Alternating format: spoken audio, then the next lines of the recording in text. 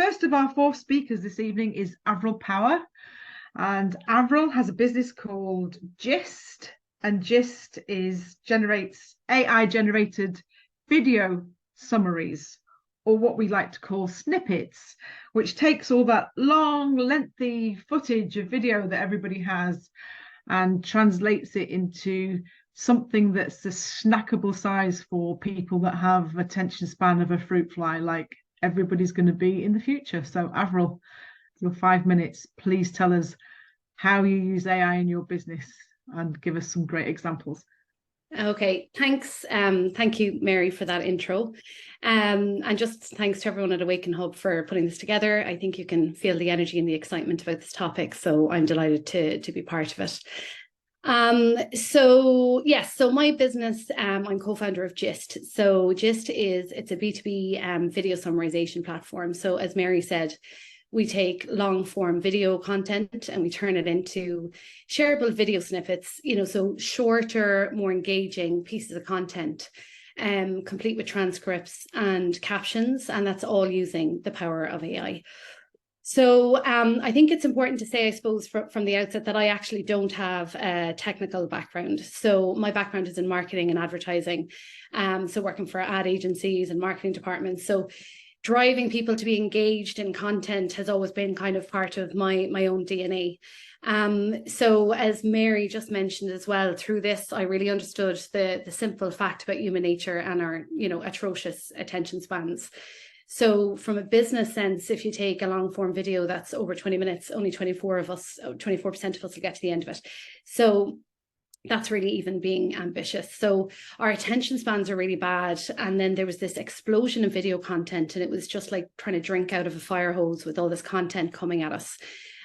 So businesses were really struggling to try and extract these nuggets, these kind of bite-sized pieces of insights and content from all this long form video content that they were sharing with their audiences, with their employees and with their customers. So that's really the point where we just thought there has to be a better way. So we were really confident that there was this big problem to be solved. And that's when we started looking at what AI could do to save businesses on this manual effort of time and resources. So we had a really kind of clear mission. So we wanted to use AI to kind of do the heavy lifting on the extractive summarization piece. So that method where teams were able to repurpose content at speed and scale, that wasn't happening. So how could AI do that job for us? So the next thing that we did from that kind of concept and mission that we had was we spun into UCD.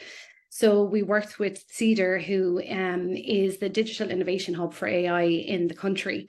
So we leveraged their knowledge because, as I mentioned, as a co-founder, that's not my level of expertise. So we worked with them through funding through Enterprise Ireland and the Commercialisation Fund to build this technology. So what we left UCD with earlier this year is a patent pending AI technology that is able to do that heavy lifting. So it's able to do just that. So it can extract the key points from lectures, from keynote sessions, from panels, discussions, and so on, and put it into those coherent, shorter, more digestible summaries and video snippets to share on social media and stuff. So you mentioned there, Mary, about an example as well. So a great example is kind of happening live as we speak at Giyst HQ this week. So one of our customers, which is Flutter PLC, so they're the parent company of Paddy Power and Betfair. So they have about 20,000 employees spread across offices in Australia and mainland Europe, the UK and Ireland and the US. And this week they're running their Global Innovation Week. So they'll have produced over 60 hours worth of content from internal and external speakers, also on the topic of innovation, digital transformation and AI as well. So what they're doing is they're using Giyst to repurpose all of their content. So at the end of each day, the team at Flutter will upload the recordings onto the Giyst platform, and then Giyst will do that heavy lifting. So they'll summarize all the content, they'll extract the key pieces of information, they'll put together coherent summaries from the platform and social snippets. And then almost as soon as these sessions are finished, these snippets and summaries will be shared with employees across internal communication platforms globally. And this is happening every day. So the Giyst platform, we're going to see about 15 hours worth of content uploaded per day, and then it's turned into these outputs within a matter of minutes. So this really enables our customer to strike while the iron is hot with their employees. So we've all kind of had that experience where you might get the full recording, which we don't really have time to watch, or you might get those snippets, but it might be a week or so later and you've really moved on to some other wealth of content that's coming your way. So this is really enabling the likes of Flutter to be able to engage with their employees in this instant, just as the event has happened, and really reduce their team's time in terms of repurposing this content that would have usually have taken weeks. That's fantastic, Avril. Yeah, so I'm just to wrap up then, I suppose I just think that Giyst is a really good example of having an idea on a piece of paper, and then really using the ecosystem in Ireland with EI and be able to use things like the commercialization fund to bring ideas to life. Thank you. So I'm sorry we don't have time for any questions right now, but we do have questions at the end. So please, if you've got any questions for Avril or indeed any of our speakers, please put them into the chat. So Emma is our next 5-minute speaker, and Emma's business is Genysys Engine, which is an AI research company based in Northern Ireland, which focuses on intelligent assistive technologies. Emma, the floor is yours. Tell us about AI. Hello, everybody. So I love AI, and I never thought I would be working in it. I've always helped my community, and I just believe that life would be better with assistance. So 4 years ago, we had an idea that if we could create personalized guardian angels for different environments and industries, the world would be a better place. Now, that seemed like a very ambitious dream. So we decided to strip it back to something that we knew and had experience about, which was website design, development, and digital marketing. There are many ways to achieve what we've achieved. It didn't have to be AI. We looked into precise computing and other methods, which is important because, you know, AI isn't the only option, although it is a great one. It was the best choice for us because it was flexible and it was cost effective, and it was going to be able to allow us to do what we wanted to do. So essentially, we are creating a conscious-like engine that understands context, and it can use that context and knowledge to connect with other technologies to carry out a function.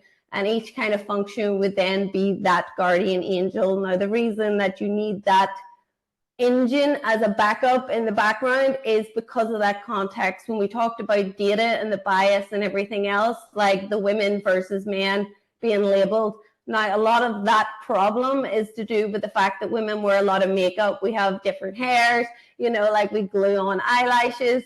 That's very hard to train an engine how to do that, where if you have the context of knowing what makeup is and how to apply makeup by learning it through YouTube videos and everything else, then essentially then you'll be able to take that context and apply it to the fact that the woman is wearing makeup.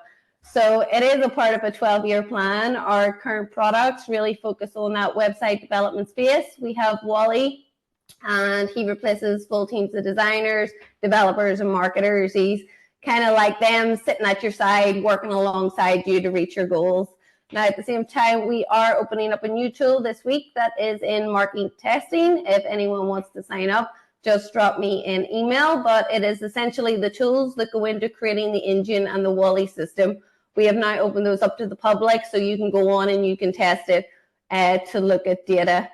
The one thing I will say about AI as something that I've learned is a lot of people say it saves time. That is true, and it is also not really true. You replace that time with something else.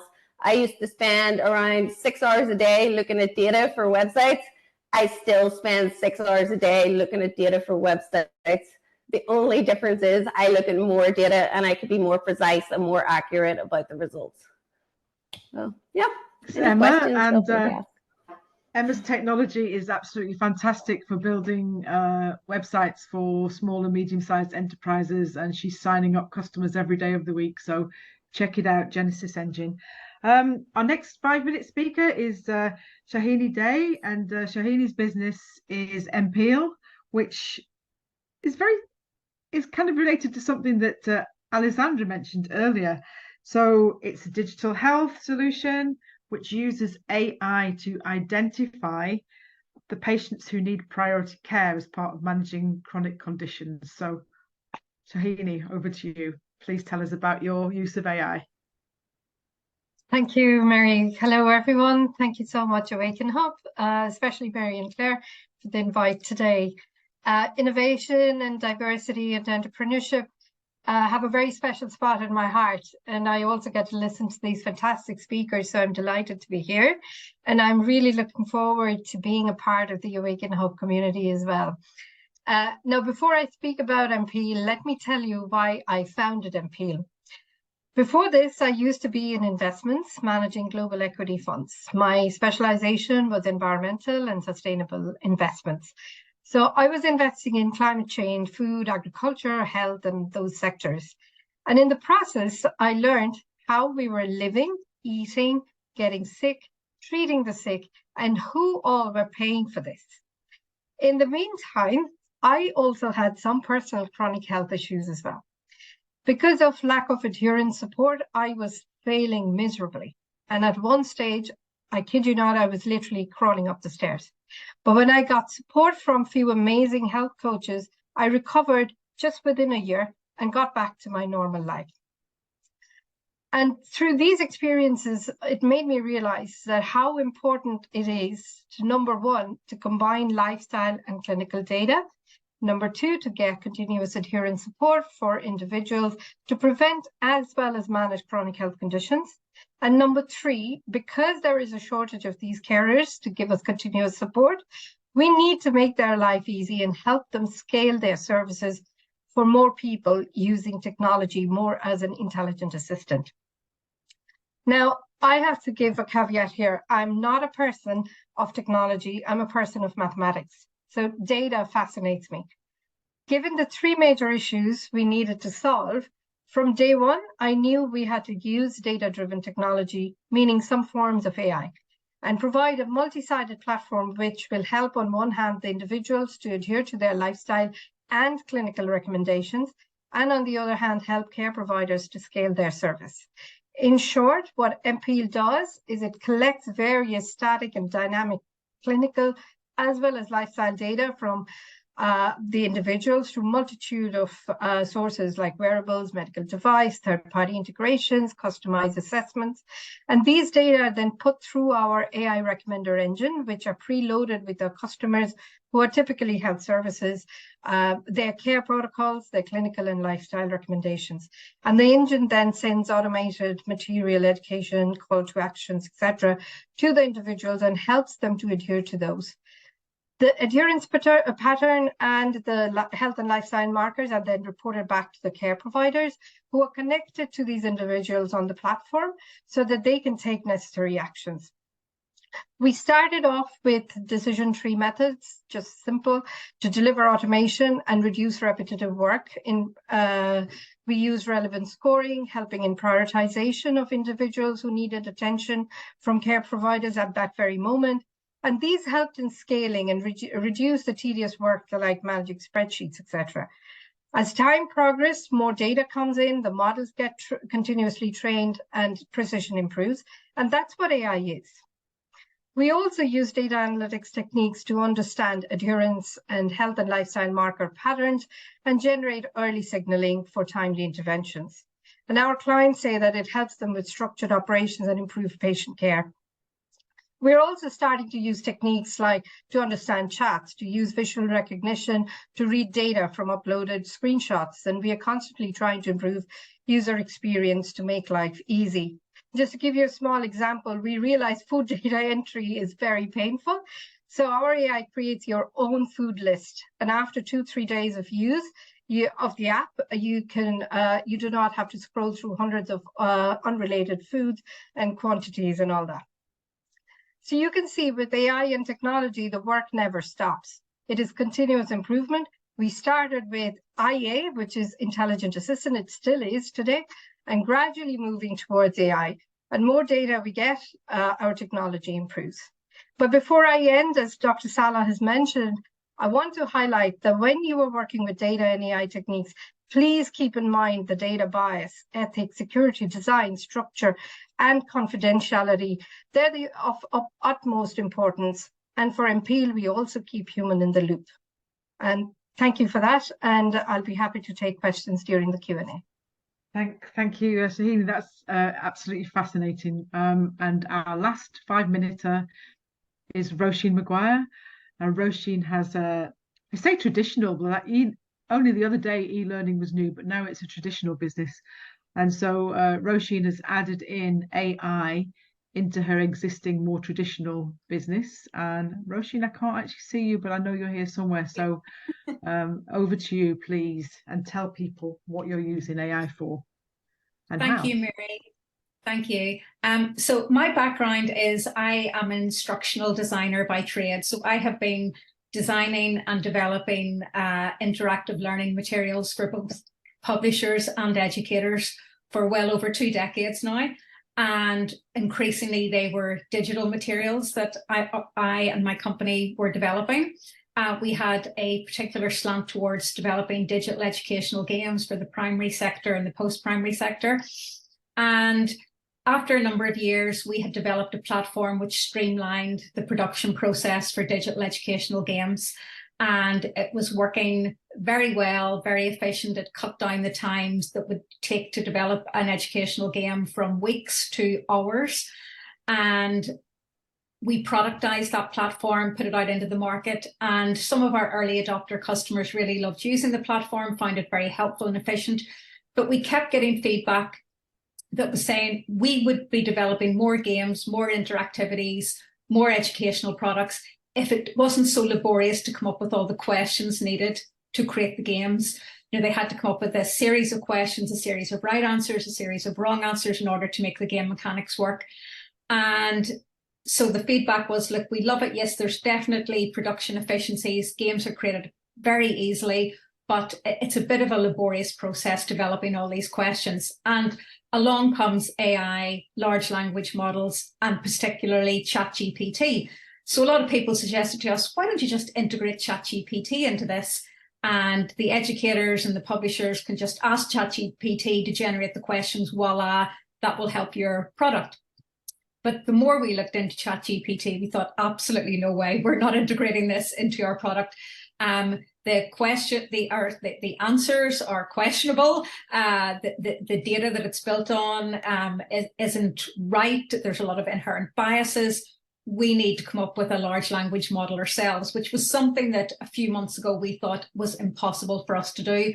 We didn't have the in-house talent to do that.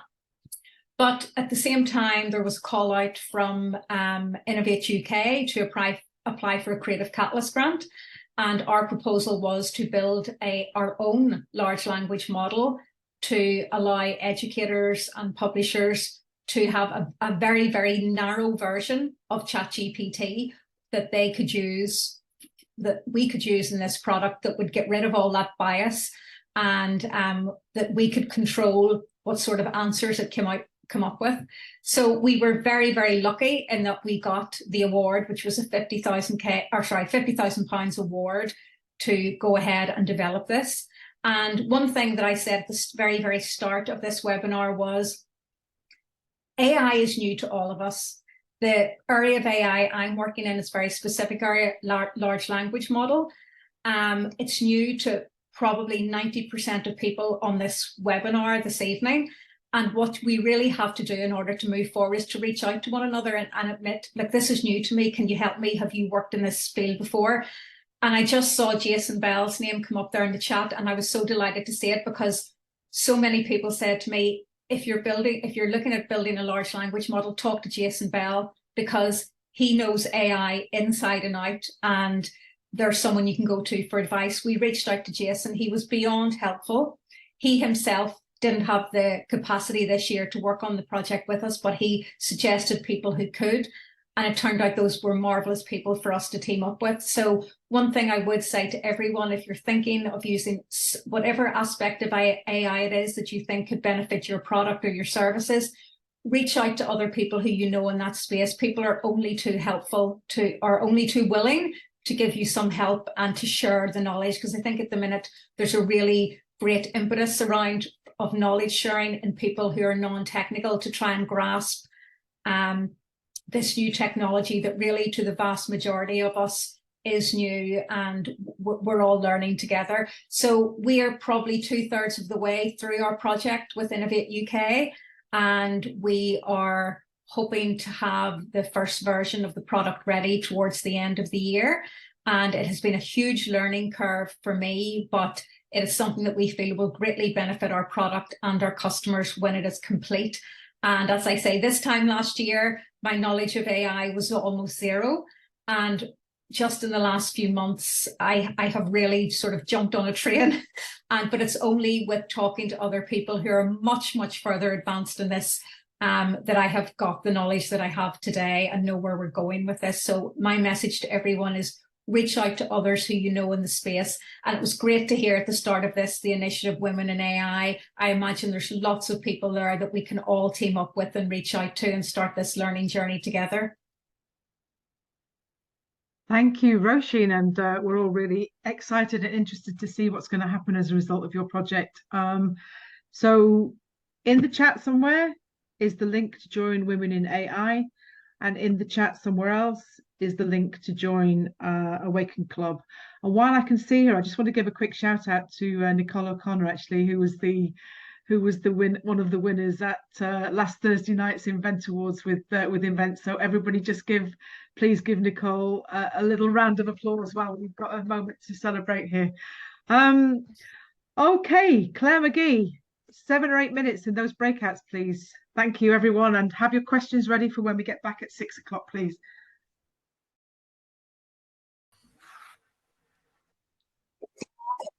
Welcome back, everyone. That was an even quicker breakout room, I think. People are here, but I don't see them on my screen. Oh, here comes everybody. Hi, Gillian. I saw you smiling there when Róisín was talking. Sinead, my friend. Mary, my friend. I'm gonna ask you to pull me out of a little hole here and start us off on. I don't know whether you want people to unmic and ask their questions in person, or whether you're going to just read them out, or what you're going to do. But we can do. Shut up for a minute. Pass over to you. Yeah. So Alison McMurty, I'm sorry I can't see everybody here now, but Alison, you had sent me 1 or 2 questions if you want to get started.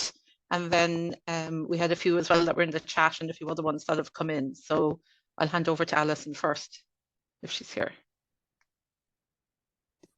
If you don't mind, Sinead, can you ask them on my behalf? It's just my internet connection's not very good. Yeah, no problem, Alison. Okay, so Alessandra mentioned regulation. And my first question is more around the data. With regulation moving towards individuals owning their own data rather than the surveillance capitalism situation we have today, as AI and ML training needs the metadata sets, how do they see this playing out in the future? Or will there be a move to more synthetic data? Now, that was hard to read. I definitely can't answer that. So, Alessandra, I hope you can. So I'll hand over to you first. Thanks. Absolutely, I can jump in. Synthetic data have been a practice that many players in the industry have been used to avoid to use personal information, personal data. There are limits and limitations on synthetic data. But moving forward, it doesn't matter what you're using, you'll need to comply with a set of regulation and standard which will be rolled out in the next months.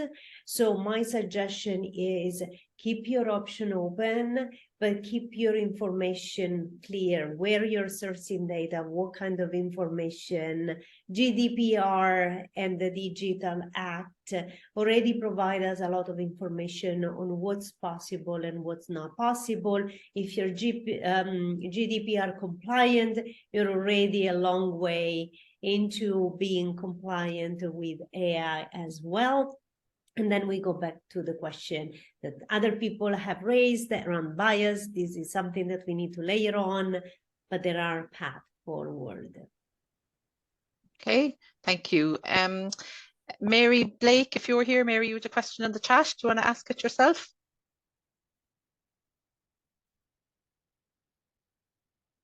It was just, I'm looking at developing an encrypted offline platform. And I'm just wondering, you know, how does that sit alongside AI? So in terms of things like facial recognition software and intuitive timelines and so on, how do you manage privacy and AI? So do any one of the panel, do any of you feel like you can answer that? If not, we'll hand over to Alessandra. Just on mic, please, and jump in. I mean, privacy is, you know, it's a how long's a piece of string kind of thing, especially for applications. It depends how you're going to host it. Like, you know, there's certain capabilities that phones also can't handle with AI and things like that. I mean, it really is going to be down to your server and how you set that up.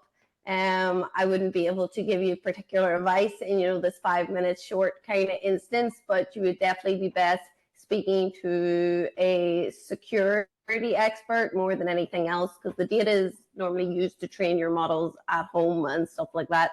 So, you know, it's going to be on a different server than you would actually be displaying to the public. So there's different ways that you can set that up. So there is privacy there. Like I said, it's not a one-fit-all solution.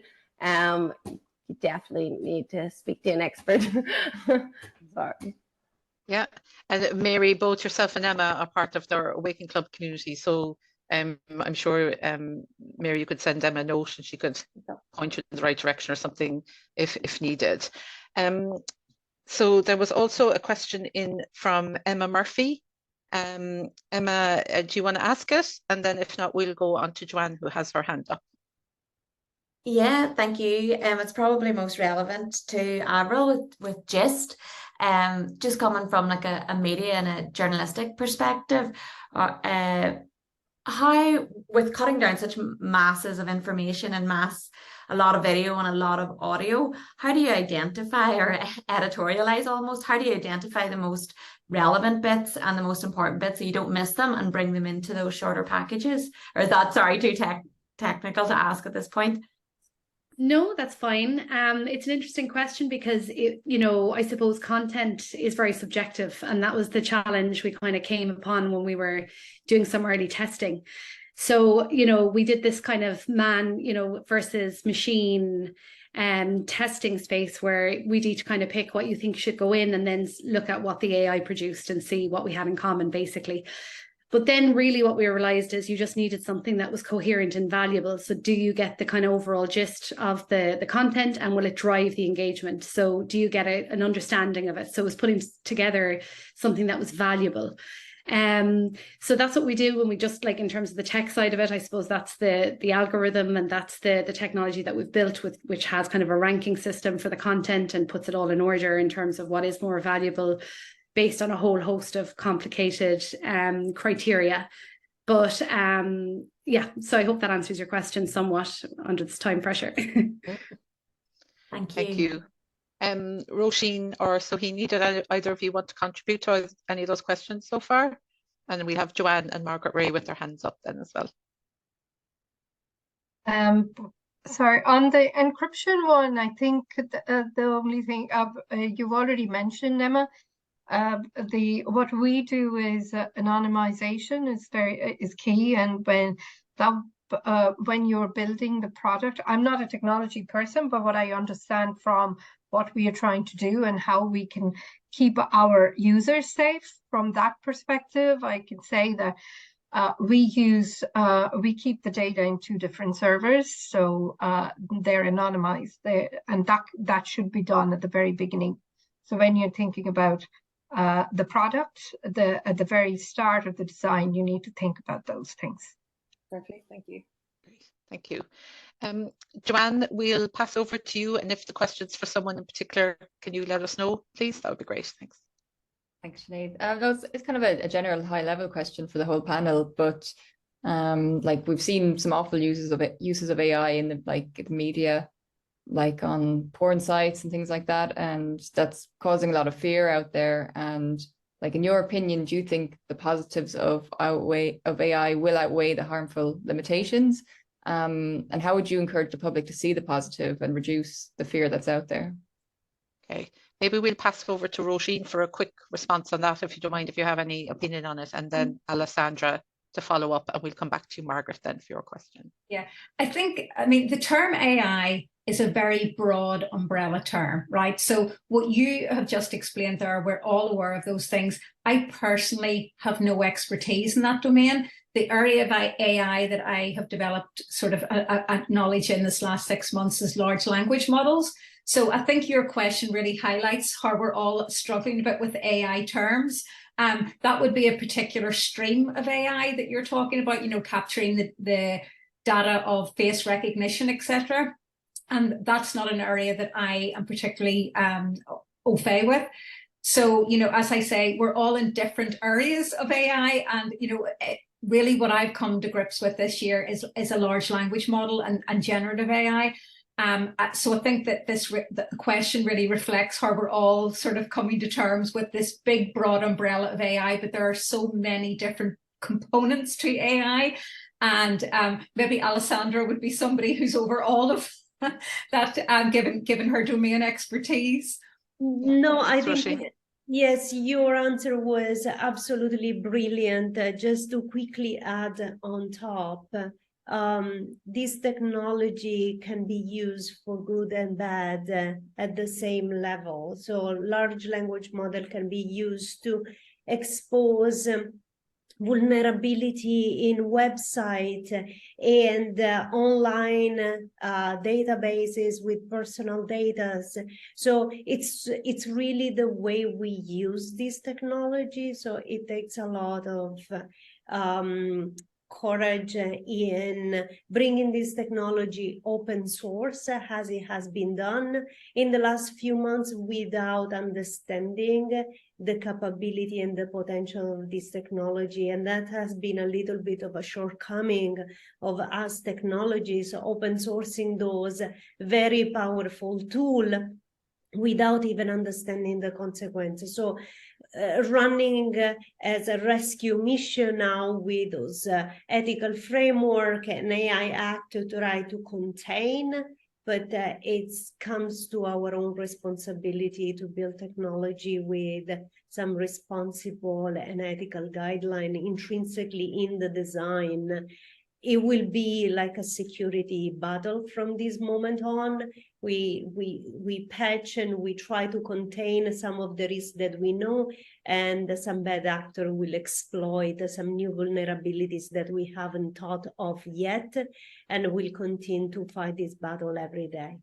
Yeah, that's why we need more and more women, right, in AI leading the charge from both sides. We have less than 2 minutes left. So, Margaret, I'm going to let you ask your question quickly, and we'll have a quick response for someone, and then I'll hand over to Mary McKenna just to do literally the closing remarks, and we'll be finished then. So, hi, Margaret.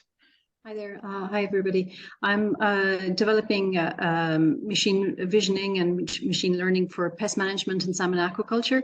So I'm targeting the AI against pests in salmon aquaculture. But, you know, I believe I'm outside of many of the issues associated with AI. But I'm open to knowing more. Is there something coming down the line that could blindside me in some way that I'm not aware of just now? I suppose maybe Alessandra, that's back to you for the final quick reply, please. Yes, there are regulations coming out down the line, and we can follow up with more in-depth discussion on the topic. Yeah. Okay. Thank you. So all that remains, to Mary McKenna. Yeah. Thank you, Sinead, for interesting Q&A there. So all that remains is for me to thank all of our speakers this evening.